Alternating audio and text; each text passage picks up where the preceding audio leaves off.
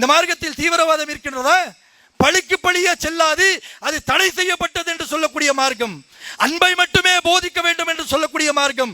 பிறருடைய நலனிலே அக்கறை கொள்ள வேண்டும் என்று சொல்லக்கூடிய மார்க்கம். அத்தீனுல் நசியா, இஸ்லாம் என்று சொன்னால், இந்த தீன் என்று சொன்னால் பிறர் நலம் நாடுவது என்று அல்லாஹ்வுடைய தூதர் அவர்கள் சொன்ன இந்த மார்க்கத்தில் பிறருக்கு உதவி செய்யக்கூடிய, பிற மக்களோடு அனுசரிக்கக்கூடிய, பிற மக்களுக்கு தம்முடைய செல்வத்தை வாரி வழங்கக்கூடிய இந்த நிலைதான் இஸ்லாமிய மார்க்கத்தில் நமக்கு போதனையாக சொல்லப்பட்டது. அல்லாஹ்வுடைய தூதர் அவர்கள் இறுதி பேருரை ஹஜ்ஜத்துல் விதா அல்லாஹ்வுடைய தூதர் அவர்கள் சொன்னார்கள், இன்றோடு இந்த மார்க்கத்தில் பழிக்கு பழி வாங்குவது தடை செய்யப்பட்டது என்று சொன்னார்கள்.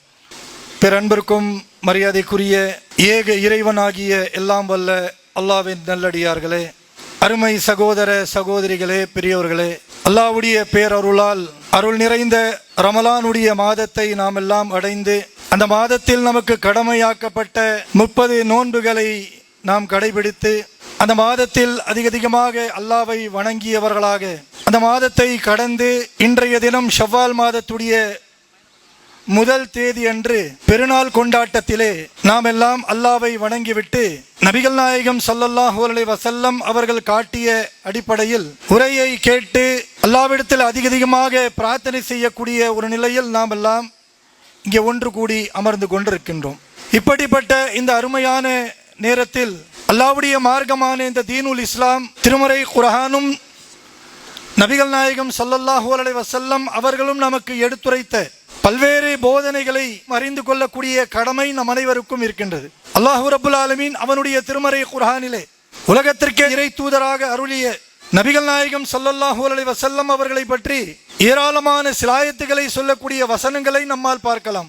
அதில் மிக முக்கியமாக நாம் கவனிக்க வேண்டிய ஒரு வசனம், அல்லாஹ் ரப்புல் ஆலமீன் அல்லாஹ்வுடைய தூதர் அவர்களை பாராட்டி போற்றி புகழக்கூடிய ஒரு வசனம் என்று சொன்னால், அல்லாஹ் சொல்கின்றான், வமா அர்சல்நாக இல்லா ரஹ்மத்துல் லில் ஆலமீன். அல்லாஹ்வுடைய தூதர் அவர்களை பார்த்து அல்லாஹ் ரப்புல் ஆலமீன் சொல்கின்றான், இந்த நபியை, இந்த இறை தூதரை அகில உலகத்திற்கும் நான் அருட்கொடையாக அருளிருக்கின்றேன். வெறுமனே முஸ்லிம் சமுதாயம், இஸ்லாமிய சமுதாயத்திற்கு மட்டுமல்ல, இஸ்லாத்தை ஏற்றுக்கொண்டவர்களுக்கு மட்டுமல்ல, முஹம்மது நபி ஸல்லல்லாஹு அலைஹி வஸல்லம் அவர்கள் என்று சொல்லக்கூடிய இறை தூதர் அவர்கள் உலகத்தில் உள்ள எல்லாருக்கும் இறை தூதராக, உலகத்திற்கே அருட்கொடையாக அல்லாஹ் ரப்புல் ஆலமீன் அருளியதாக திருமறை குர்ஆன் நமக்கு பேசுகின்றது. அப்படிப்பட்ட ஒரு அருளாக படைக்கப்பட்ட முஹம்மது நபி அவர்கள் உலகத்திற்கு ஏராளமான உபதேசங்களை எடுத்துரைத்தார்கள். நபித்துவத்தை பெற்ற பிறகு அல்லாஹ்வுடைய தூதர் அவர்கள் தன்னுடைய 23 ஆண்டுகள் லா இலாஹ இல்லல்லாஹ்வை ஏற்றுக்கொண்ட மனிதர்களுக்கும் ஏற்றுக்கொள்ளாத இந்த சமுதாய மக்களுக்கும், உலகத்தில் அல்லாஹ் ரப்புல் ஆலமீன் படைத்த ஒவ்வொரு மனிதர்களுக்கும் பல்வேறு விதமான உபதேசங்களை நபிகள் நாயகம் ஸல்லல்லாஹு அலைஹி வஸல்லம் அவர்கள் எடுத்துரைத்ததாக வரலாற்றிலே லட்சக்கணக்கான செய்திகளை நம்மால் பார்க்க முடிகின்றது. அப்படிப்பட்ட அந்த செய்திகளைத்தான் இன்றைக்கு இந்த சமூகமும், உலகத்தில் வாழக்கூடிய நம்மோடு தொப்புள்குடி உறவுகளான ஏராளமான மனிதர்களும் அல்லாஹ்வுடைய தூதர் அவர்கள் எடுத்துரைத்த பல உபதேசங்களை மறந்து நாம் இன்றைக்கு வாழ்ந்து கொண்டிருக்கின்றோம். அன்புக்குரியவர்களே, அல்லாஹ்வை வணங்கி போற்றி புகழக்கூடிய பெருநாள் தினத்தை மகிழ்ச்சியோடு கொண்டாடக்கூடிய நாம் இன்றைய தினம் எதையெல்லாம் மறந்துவிட்டோம், எதையெல்லாம் கடைபிடிக்க வேண்டிய கடமை நம்மிடத்தில் இருக்கின்றது என்பதை அறிந்து கொள்ள வேண்டும். நபிகள் பெருமானார் ஸல்லல்லாஹு அலைஹி வஸல்லம் அவர்கள் தன்னுடைய மரணத்திற்கு முன்பாக ஒரு மிகப்பெரிய ஒரு பேருரையை நடத்தினார்கள். அல்லாஹ்வின் உத்தரவின்படி அல்லாஹ்வுடைய தூதர் அவர்கள் ஹஜ் என்கின்ற கடமையை நிறைவேற்ற வேண்டும் என்று அல்லாஹ்வுடைய தூதருக்கு உத்தரவு வந்தது. அந்த உத்தரவை அல்லாஹ்வுடைய தூதர் அவர்கள் ஏற்றுக்கொண்டு அல்லாஹ்வுடைய தூதர் அவர்கள் தன்னுடைய மக்களோடு ஹஜ் என்கின்ற இபாதத்தை முடித்தார்கள்.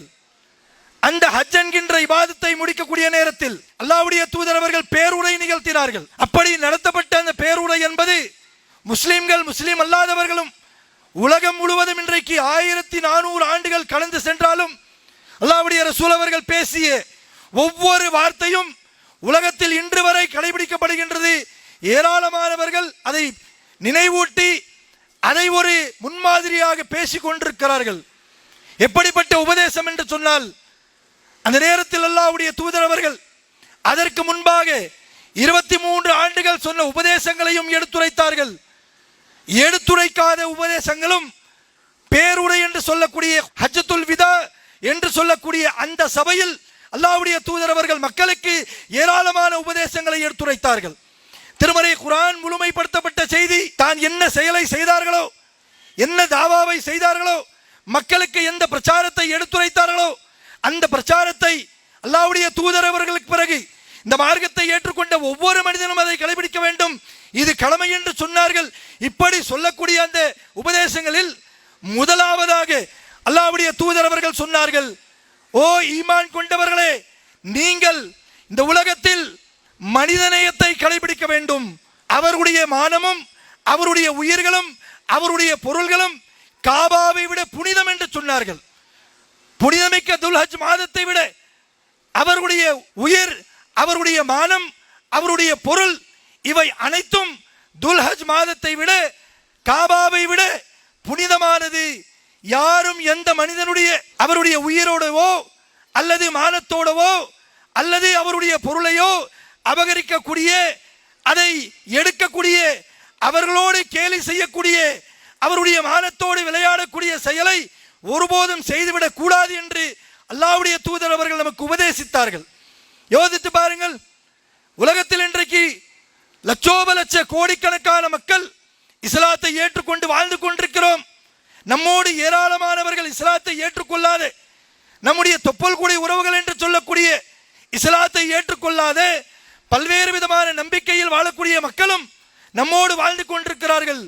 அப்படி வாழக்கூடிய அந்த மனிதர்கள் மத்தியிலே எத்தகைய நாம் மனிதநேயத்தையும் அவர்களோடு அவருடைய துன்பங்களை துயரங்களை அதிலே பங்கெடுக்கக்கூடிய, அவர்களுக்கு நாம் ஒத்துழைப்பு தரக்கூடிய, அவர்களுக்கு நாம் எந்த ஒரு நிலையிலும் அவர்கள் எந்த ஒரு அவதியும் படாத அளவிற்கு நம்முடைய பங்களிப்பை நாம் எத்தகைய வழங்கிக் கொண்டிருக்கின்றோம் என்பதை இந்த நன்னாளிலே நாம் ஒவ்வொருவரும் சிந்திக்க கடமைப்பட்டிருக்கின்றோம்.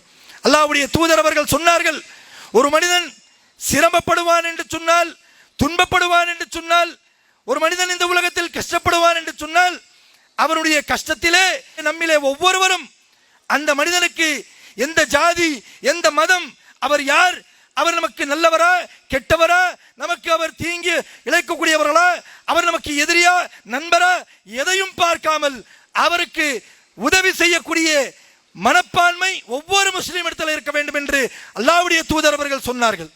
அப்படிப்பட்ட மார்க்கத்தை தான் இன்றைக்கு நாமெல்லாம் கடைபிடித்துக் கொண்டிருக்கின்றோம். சற்று யோசித்து பாருங்கள், அல்லாஹ் பாதுகாத்த சில முஸ்லிம்கள் இன்றைக்கும் அதை கடைபிடித்துக் கொண்டிருக்கிறார்கள். எப்படி உலகத்தில் நாம் வாழும் பொழுது ஒவ்வொரு நாளும் பல்வேறு விதமான பிரச்சனைகளை சந்தித்துக் கொண்டிருக்கிறோம். திடீரென்று பேரிடர், திடீரென்று கொரோனா என்ற நோய், இப்படி மக்களை முடக்கக்கூடிய பல்வேறு விதமான சோதனைகள் மக்களை நோக்கி வரும் பொழுது, அந்த நிலையில் மக்களுக்கு மக்கள் உதவி செய்யக்கூடிய நிலை, அந்த வரிசையில் முதல் வரிசையில் யார் வருகிறார்? அல்லாஹ்வுடைய மார்க்கத்தை, நபிகளாருடைய போதனைகளை இதை ஏற்றுக்கொண்ட முஸ்லிம்கள் தான் முதல் வரிசையில் மற்றவர்களுக்கு உதவி செய்யக்கூடிய நிலையை நாம் பார்க்கின்றோம். இதைத்தான் ஒவ்வொரு முஸ்லீமும் செய்ய வேண்டும். அல்லாஹ்வுடைய தூதர் அவர்கள் அதைத்தான் சொன்னார்கள். நபி அவர்கள் கேட்கப்பட்டது, அல்லாஹ்வுடைய தூதரே, இஸ்லாம் என்றால் என்ன என்று அல்லாஹ்வுடைய தூதர் அவர்களை கேட்கும் பொழுது நபி அவர்கள் சொன்னார்கள், அத்தீனுல் அன்னசீஹா, இஸ்லாம் என்பது பிறர் நலம் நாடுவது. ஒரு முஸ்லீமுக்கு என்ன முக்கியமான செயல்? பிற மக்களுக்கு உதவி செய்ய வேண்டும், பிற மக்களுடைய நலனிலே நாம் பங்கெடுக்க வேண்டும். ஒரு மனிதன் துன்பத்தில் துயரத்தில் இருக்கின்றான, அந்த மனிதனுடைய துயரத்தையும் துன்பத்தையும் அதை போர்க்கக்கூடிய முதல் கையாக இஸ்லாமியருடைய கைகள் ஓங்க வேண்டும். இதைத்தான் அல்லாஹ்வுடைய தூதர் அவர்கள் சொன்னார்கள். பிறருடைய மானத்தோடு விளையாடிவிடக் கூடாது. பிறருடைய மானம் காபாவை விட புனிதமானது, துல்ஹஜ் மாதத்துடைய புனிதமானது. அல்லாஹ்வுடைய தூதர் அவர்கள் சொன்னார்கள், இந்த மானத்தோடு விளையாடுவது என்பது நாளை மறுமையில் அல்லாஹ்விடத்தில் பதில் சொல்ல வேண்டிய ஒரு நிலைமை ஏற்படும். அந்த பதில், அல்லாஹ் கேட்கக்கூடிய கேள்விக்கு பதில் இல்லை என்று சொன்னால், அன்புக்குரியவர்களே, நாம் எத்தனை இந்த உலகத்தில் நன்மை பெற்றிருந்தாலும் ஒவ்வொரு வருடத்திலே 30 நோன்புகள் வைத்து அல்லாஹ்வுக்காக அந்த நோன்புகளை கடைபிடித்து, அந்த நோன்பு இருக்கக்கூடிய காலகட்டத்தில் அமல்கள் செய்து தான தர்மங்கள், ஜகாத்துகளை, ஃபித்ராக்களை வழங்கி அதன் மூலமாக நன்மை பெற்றிருந்தாலும் இந்த செயல் நம்மிடத்தில் இல்லை என்று சொன்னால் நாளை மறுமையில் அல்லாஹ் ரப்புல் ஆலமீன் விசாரிப்பான். நாளை மறுமையில் அல்லாஹ் ரப்புல் ஆலமீன் நமக்கு கேள்வி கேட்பான். அப்படி கேட்கக்கூடிய நேரத்தில் நாம் என்ன பதில் சொல்லக்கூடியவர்களாக இருப்போம்? யோசிச்சு பாருங்கள். பிறருடைய மானம் என்பது காபாவை விட புனிதம் என்று அல்லாஹ்வுடைய தூதர் அவர்கள் சொன்னார்களே, அந்த சொல்லை ஒவ்வொரு முஸ்லிமும் தன்னுடைய உள்ளத்திலே ஆழமாக பதித்துக் கொள்ள வேண்டும். ஒவ்வொரு ஈமான் கொண்டவர்களும் அதை பதித்துக் கொண்டு அதை கடைபிடிக்கக்கூடியவர்களாக இருக்க வேண்டும். அல்லாஹ்வுடைய தூதர் அவர்கள் சொன்னார்கள், ஒவ்வொரு மனிதனுடைய பொருள், அதாவது உலகத்துடைய செல்வம், அதுவும் காபாவை விட புனிதமானது. யோசிச்சு பாருங்களேன். மற்றவருடைய சொத்து, மற்றவருடைய பொருள், அதை அபகரிக்கக்கூடிய செயல் இஸ்லாமியரிடத்தில் ஒருபோதும் இருந்துவிடக்கூடாது. இஸ்லாமியருடைய பண்பு எப்படி இருக்க வேண்டும்? தான தர்மங்கள் செய்யக்கூடியவர்களாக இருக்க வேண்டும். அல்லாஹ் ரப்புல் ஆலமீன் நமக்கு கொடுக்கக்கூடிய செல்வத்தை பிறருக்கு அதை தர்மமாக, ஜகாத்தாக, சதகாவாக கொடுக்கக்கூடிய ஒரு நிலைதான் ஒவ்வொரு முஸ்லீம் இடத்தில் இருக்க வேண்டும். அல்லாஹ்வுடைய தூதர் அவர்கள் ஏராளமான மக்கள் அமர்ந்து கொண்டிருக்கக்கூடிய சபையில் அந்த மக்களை நோக்கி அல்லாஹ்வுடைய தூதர் அவர்கள் சொன்னார்கள், ஒவ்வொரு முஸ்லீமும் சதகா என்கின்ற தர்மத்தை கட்டாயமாக கடைபிடிக்க வேண்டும். ஒவ்வொருவரும் இந்த தர்மத்தை தன்னுடைய சக்திக்கு உட்பட்டவாறு இந்த தர்மத்தை மக்கள் மத்தியிலே தேவைப்படக்கூடியவர்களுக்கு கொடுத்தாக வேண்டும் என்று சொன்னார்களே தவிர மற்றவருடைய பொருளின் மீது நீங்கள் ஆசை வைக்க கூடாது, அதை அபகரிக்க கூடாது, அதை நீங்கள் கண்காணிக்கக்கூடியவர்களாக இருக்க வேண்டும் என்றுதான் இந்த மார்க்கம் நமக்கு உபதேசம் செய்கிறது. யோசிச்சு பாருங்களேன். இன்றைக்கு நம்மை சுற்றி இருக்கக்கூடியவர்கள் இஸ்லாத்தை ஒழிக்க வேண்டும் என்கின்ற தீய சக்திகள், இஸ்லாத்தை, அவர்களுடைய பொருளாதாரத்தை அபகரிக்க வேண்டும் என்கின்ற ஒரு நிலை ஏற்பட்டாலும் அல்லாஹ் ரப்புல் ஆலமீன் இப்படிப்பட்ட ஒரு கட்டளை நாம் கடைபிடிக்கின்ற காரணத்தினால் நமக்கு அந்த பாதுகாப்பை நம்மை படைத்த இறைவன் வழங்கி கொண்டிருக்கிறானா இல்லையா? யோசிச்சு பாருங்க. இன்றைக்கு நம்மை சுற்றி ஏராளமான சதி வேலைகள் நடந்து கொண்டிருக்கிறது. ஏழை எளியவர்களுக்கு கொடுக்க வேண்டிய நம்முடைய முன்னோர்கள் கல்விக்காக, அவர்களுக்கான மருத்துவத்துக்காக, அவர்களுக்குரிய வாழ்வாதாரத்திற்காக கோடி கோடிக்கான சொத்துக்களை வாரி வழங்கிய அந்த சொத்துக்களை எல்லாம் இன்றைக்கு இஸ்லாத்தை ஒழிக்க வேண்டும் என்பதற்காக தீய சக்திகள் அதை சூறையாட வேண்டும் என்கின்ற ஒரு நிலை அவர்கள் செய்து கொண்டிருக்கக்கூடிய காட்சிகளை நம்மால் பார்க்கிறோம். ஆனாலும் அல்லாஹ் ரப்புல் ஆலமீன் அவர்களுக்கு வெற்றி வழங்கவில்லை. காரணம், அல்லாஹ்வுடைய தூதர் அவர்கள் செய்த அந்த உபதேசம் தான். அந்த உபதேசத்தை எந்த நாள் வரை நாம் கடைபிடிக்கின்றோமோ நிச்சயமாக இந்த உலகத்தில் ஒவ்வொரு இஸ்லாமியர்களுக்கும் வெற்றியை தவிர வேறு எதுவும் கிடையாது. மேலும் அல்லாஹ்வுடைய தூதர் அவர்கள் இறுதி பேருரை ஹஜ்ஜத்துல் விதா அல்லாஹ்வுடைய தூதர் அவர்கள் சொன்னார்கள், இன்றோடு இந்த மார்க்கத்தில் பழிக்கு பழி வாங்குவது தடை செய்யப்பட்டது என்று சொன்னார்கள். ஒருவர் தன்னுடைய குடும்பத்தில் யாரேனும் ஒருவரை கொலை செய்து விட்டால் அந்த குடும்பத்திற்கு யார் பாதிக்கப்பட்டார்களோ அவர்கள் பழி வாங்குவதற்கு தகுதி பெற்றவர்களாக இருந்தாலும் இன்றோடு அந்த பழிக்கு பழி வாங்கக்கூடிய நிலை தடை செய்யப்பட்டது என்று சொன்னார்கள். சொல்லிவிட்டு அல்லாஹ்வுடைய தூதர் அவர்கள் சொன்னார்கள், தன் குடும்பத்தில் இருக்கக்கூடிய ரபியா என்று காட்டி சொன்னார்கள், இதோ இந்த ரபியா பழிக்கு பழி வாங்கக்கூடிய தகுதியான பச்சிளம் குழந்தை, பால் குடிக்கக்கூடிய குழந்தை.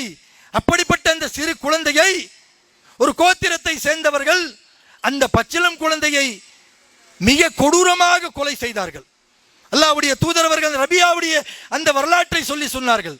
ரபியாவை காட்டி சொன்னார்கள், இந்த ரபியா அந்த குலத்தில் இருக்கக்கூடிய மக்களை பழிவாங்குவதற்கு தகுதியானவள். ஆனாலும் இன்றோடு இந்த பழிவாங்கக்கூடிய தன்மை இஸ்லாத்தில் தடை செய்யப்பட்டது. யாரும் பழிவாங்க கூடாது. என் பிள்ளையை ஒருவர் கொன்று விட்டார் என்று சொல்லி அவருடைய பிள்ளையை நாம் கொல்வது இது தடை செய்யப்பட்டது என்று சொன்னார். அப்படிப்பட்ட உன்னதமான மார்க்கத்தில் தான் நாம் எல்லாம் பயணித்துக் கொண்டிருக்கிறோம். அல்லாஹ் ரப்புல் ஆலமீன் அப்படிப்பட்ட உன்னதமான மார்க்கத்தை ஏற்று இஸ்லாமியர்கள் என்கின்ற ஒரு தர்ஜாவை, ஒரு அந்தஸ்தை அல்லாஹ் நமக்கு வழங்கியிருக்கின்றான். யோசிச்சு பாருங்களேன். இப்படிப்பட்ட பழிக்கு பழியே வாங்கக்கூடாது என்று சொல்லக்கூடிய இந்த மார்க்கத்தை உலகத்தில் இழிவுபடுத்த வேண்டும், இந்த மார்க்கத்தை ஒழிக்க வேண்டும் என்பதற்காக சில தீய சக்திகள் தீவிரவாத மார்க்கம் என்று சொல்வார்கள். எங்கே இருக்கிற தீவிரவாதம்? யோசிச்சு பாருங்கள். இந்த மார்க்கத்தில் தீவிரவாதம் இருக்கின்றதா? பழிக்கு பழிய செல்லாது, அது தடை செய்யப்பட்டது என்று சொல்லக்கூடிய மார்க்கம். அன்பை மட்டுமே போதிக்க வேண்டும் என்று சொல்லக்கூடிய மார்க்கம். பிறருடைய நலனிலே அக்கறை கொள்ள வேண்டும் என்று சொல்லக்கூடிய மார்க்கம். அத்தீனுல் நசியா, இஸ்லாம் என்று சொன்னால், இந்த தீன் என்று சொன்னால் பிறர் நலம் நாடுவது என்று அல்லாஹ்வுடைய தூதர் அவர்கள் சொன்ன இந்த மார்க்கத்தில் பிறருக்கு உதவி செய்யக்கூடிய, பிற மக்களோடு அனுசரிக்கக்கூடிய, பிற மக்களுக்கு தம்முடைய செல்வத்தை வாரி வழங்கக்கூடிய இந்த நிலைதான் இஸ்லாமிய மார்க்கத்தில் நமக்கு போதனையாக சொல்லப்பட்டது. நாம் கொண்டாடி கொண்டிருக்கக்கூடிய இந்த ரமலானுடைய பெருநாள் நாம் எவ்வாறு கொண்டாடி கொண்டிருக்கிறோம்? இங்கே அமர்ந்து கொண்டிருக்கக்கூடிய ஆயிரக்கணக்கான மக்கள் ஒவ்வொருவரும் பெருநாளுடைய திடலை அல்லாஹ்வை வணங்குவதற்காக, அல்லாஹ்வுடைய மார்க்கத்தை கேட்பதற்காக தங்களுடைய வீடுகளை விட்டு சென்று வந்திருக்கிறீர்கள். வந்த ஒவ்வொருவரும் யாரும் இந்த கடமையை நிறைவேற்றாமல் வந்திருக்க மாட்டார்கள். என்ன கடமை? அல்லாஹ் ரப்புல் ஆலமீன் பெருநாளை கொண்டாட வேண்டும் என்று சொன்னால், பெருநாளை கொண்டாடுவதற்கு முன்பாக யார் பெருநாளை நல்ல உணவை உண்ண முடியாத வசதி வாய்ப்பில்லாதவர்கள், செல்வத்தை படைத்த இந்த வசதி வாய்ப்பில்லாதவர்களுக்கு ஃபித்ரா என்கின்ற தர்மத்தை கொடுத்து விட்டுதான் நீங்கள் இந்த திடலிலே அமர வேண்டும். அவர்களும் மகிழ்ச்சியோடு அந்த ஃபித்ரா என்கின்ற அந்த பொருட்களை வைத்து, அந்த தர்மத்தை வைத்து அவர்களும் இந்த திடலிலே தொழுது விட்டு தங்களுடைய வீடுகளிலே மகிழ்ச்சியாக நாம் எப்படி உணவை ஒவ்வொருவர் பரிமாறிக்கொண்டு அதை மகிழ்ச்சியோடு உண்ணக்கூடிய பெருநாளை கொண்டாடுகின்றோமோ, அதுபோன்று வசதி வாய்ப்பில்லாதவர்களும் இந்த பெருநாளை கொண்டாட வேண்டும், இந்த கடமையை நீங்கள் நிறைவேற்ற வேண்டும் என்று அல்லாஹ்வுடைய தூதரின் அவர்கள் சொன்ன அந்த போதனையின் அடிப்படையில் நாம் ஒவ்வொருவரும் ஃபித்ரா என்கின்ற தர்மத்தை வழங்கிதான் இன்றைக்கு இந்த திடலிலே அமர்ந்து கொண்டிருக்கிறோம். கண்ணியத்துக்குரியவர்களே, அல்லாஹ் ரப்புல் ஆலமீன் நமக்கு ஜகாத் என்கின்ற ஒரு தர்மத்தை வழங்குவதற்கான வாய்ப்பை வழங்கியிருக்கின்றான். எப்படிப்பட்ட ஒரு வாய்ப்பு! பிறர் நலம் நாடக்கூடிய ஒரு நிலை. ஜகாத்தின் மூலமாக நாம் உழைத்து சம்பாதிக்கக்கூடிய பொருளாதாரத்திலே 2.5% நீங்கள் ஏழை எளியவர்களுக்கு கொடுத்துதான் இந்த பெருநாளை கொண்டாட வேண்டும், ஃபித்ராவை கொடுத்துதான் பெருநாளை கொண்டாட வேண்டும் என்கின்ற உபதேசத்தையும் பாடத்தையும் இந்த உன்னதமான மார்க்கத்தில் படைத்த இறைவனாகிய அல்லாஹ்வும் அல்லாஹ்வுடைய தூதரவர்களும் நமக்கு கற்றுத்தந்தார்கள். இப்படிப்பட்ட உன்னதமான மார்க்கத்தை கடைபிடிக்கக்கூடிய நாம் எப்படி இந்த மாதத்தில் அல்லாஹ்வுக்காக ஒவ்வொரு நாளும் நோன்பை கடைபிடித்து, அல்லாஹ்வுக்காக ஒவ்வொரு நாளும் கடமையாக்கப்பட்ட உபரியான தொழுகை தொழுது நம்முடைய வணக்கத்தை அல்லாஹ்வுக்காக செலுத்தினோமோ, அந்த வணக்கத்தையும் நபிகள் நாயகம் ஸல்லல்லாஹு அலைஹி வஸல்லம் அவர்கள் சொன்ன மனித நேயத்தையும், நபிகள் நாயகம் ஸல்லல்லாஹு அலைஹி வஸல்லம் அவர்கள் சொன்ன பிற மக்களுக்கு உதவி செய்யக்கூடிய அந்த பண்பையும் பெருநாள் கொண்டாடிய பிறகும் ஒவ்வொரு நாளும் நம்முடைய உயிர் உலகத்தை விட்டு பிரியக்கூடிய அந்த நொடி வரை இந்த செயல்களோடு கடைபிடித்து நாமெல்லாம் அல்லாஹ்வுடைய பார்வையில் மோமின்களாக நாளை மறுமையில் இந்த செயலை செய்து நன்மைகளை பெற்று நாளை மறுமையில் அல்லாஹ்வுடைய தூதரோடு உயர்ந்த தர்ஜாவை பெற்றிருக்கின்ற ஜன்னத்தில் ஃபிர்தௌஸ் என்று சொல்லக்கூடிய அந்த ஜன்னத்திலே குடும்பத்தோடு அல்லாஹ்வுடைய தூதரோடு வாழக்கூடியவர்களாக இருக்க வேண்டும். அப்படிப்பட்ட ஒரு நிலை நமக்கு மறுமையில் ஏற்பட வேண்டும் என்று சொன்னால், அன்புக்குரியவர்களே, எதை இந்த ரமலானுடைய மாதத்திலே இந்த 30 நாட்களிலே எந்த இபாதத்தை நாம் கடைபிடித்தோமோ, அல்லாஹ்வுக்காக எந்த வணக்கங்களை நாம் கடைபிடித்தோமோ, ஏதோ பெருநாளுடைய கொண்டாட்டத்தை முடித்து விட்டோம், பெருநாளுடைய தொழுகையை திடலிலே முடித்து விட்டோம், இதோடு பள்ளிவாசலை மறந்து விட்டோம், தொழுகையை மறந்து விட்டோம், பிரார்த்தனையை மறந்து விட்டோம் என்கின்ற நிலை இல்லாமல் அல்லாஹ் ரப்புல் ஆலமீன் நமக்கு எதையெல்லாம் கடமையாக்கினானோ, நபி அவர்கள் எதையெல்லாம் நமக்கு போதனையாக எடுத்துரைத்தார்களோ, அந்த போதனைகளை, அந்த கடமைகளை சரியான முறையில் ஒவ்வொரு நாளும் கடைபிடிக்கக்கூடிய மக்களாக இருக்க வேண்டும். அன்புக்குரியவர்களை, அப்படிப்பட்ட ஒரு நிலை நாம் நன்மை பெறக்கூடிய எந்த ஒரு வாய்ப்பாக இருந்தாலும், தொழுதால் நன்மை கிடைக்குமா? அல்லாஹ் சொன்ன அடிப்படையில் தொழுது முடிக்காது. பிரார்த்தனை செய்தால் அல்லாஹ் ரப்புல் ஆலமீன் நன்மை தருவானா? அந்த பிரார்த்தனை செய்து அல்லாஹ்விடத்தில் பெறக்கூடிய நன்மைகளை பெற்றுவிட வேண்டும். தான தர்மங்களை செய்தால் அல்லாஹ் ரப்புல் ஆலமீன் தர்மத்தின் மூலமாக நமக்கு நன்மை தருவானா?